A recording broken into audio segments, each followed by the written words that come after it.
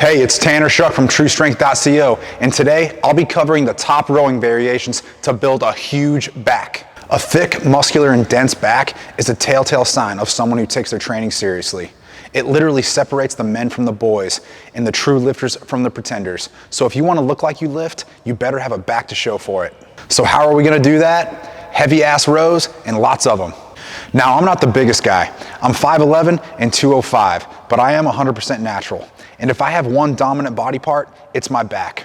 Numerous people have told me I look like I have a turtle shell sitting on my back. And the only thing I can attribute that to is years of doing heavy deadlifts and heavy rows. So if you're ready to build a huge back that others will envy, it's time to get to work.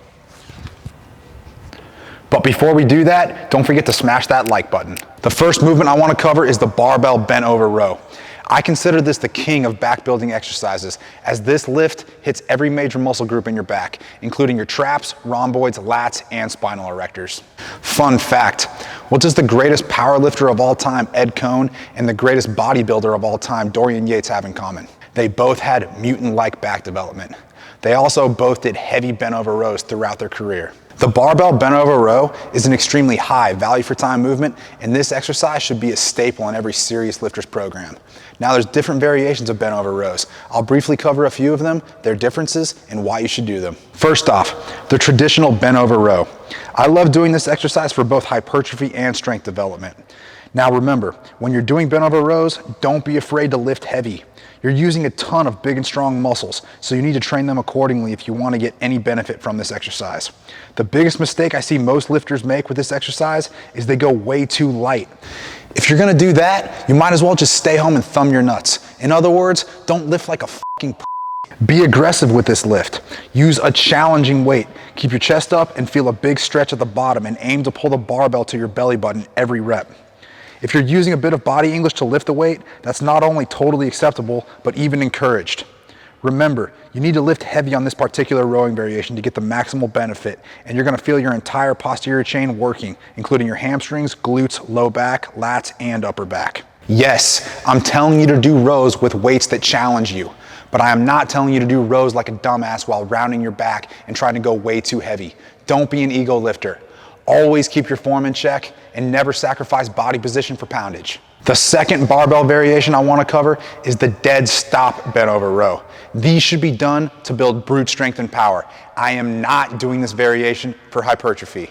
I repeat, I am not doing dead stop rows for hypertrophy. Anyone who knows anything about strength sports knows heavy rows are a part of many elite strength athletes' programs.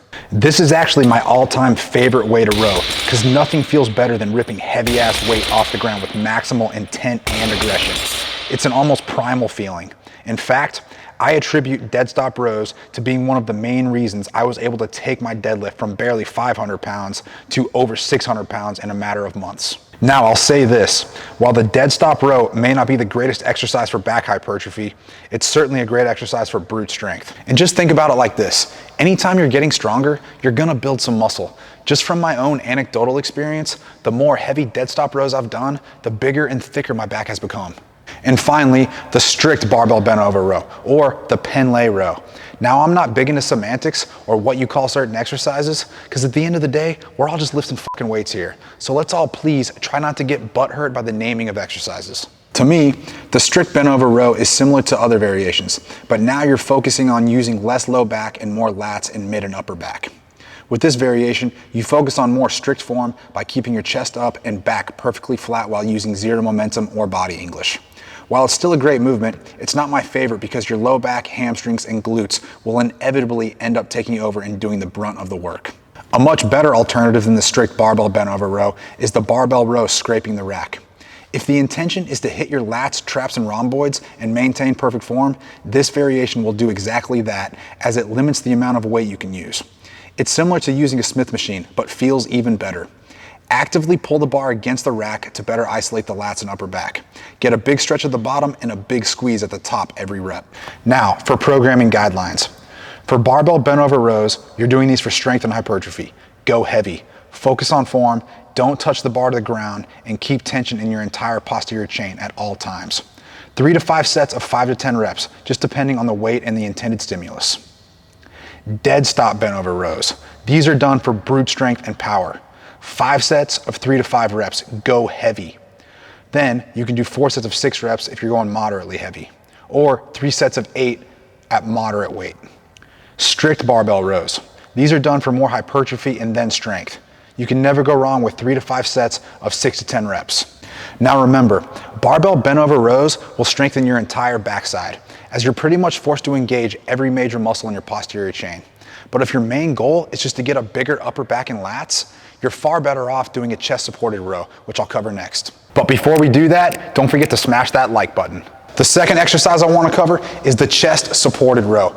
I would say this movement is the single greatest exercise to develop your mid and upper back. With the chest supported row, you're able to completely eliminate your low back, glutes, and hamstrings from the movement, thereby forcing your mid and upper back to do all the work. Think about it. When you're doing barbell rows from the floor, it's impossible not to use your lower posterior chain muscles. So if you want to train like a bodybuilder and have a huge back but a skinny waist and midsection, chest supported rows should be your rowing variation of choice. Now, here's a few of my favorite chest supported rowing variations. The T-bar row. Unquestionably one of the best ways to perform chest supported rows. The T-bar row is one of my favorite pieces of gym equipment, and I wish all gyms had them. When doing T-bar rows, focus on a big stretch while fully protracting the shoulders at the bottom and retracting the shoulders while getting a big squeeze at the top. I love this machine because of its simplicity and effectiveness. Just load some plates on it and row. Now, if you train mainly in a CrossFit gym like me, you're probably not going to have access to a T-bar row. So the next best alternative is a seal row.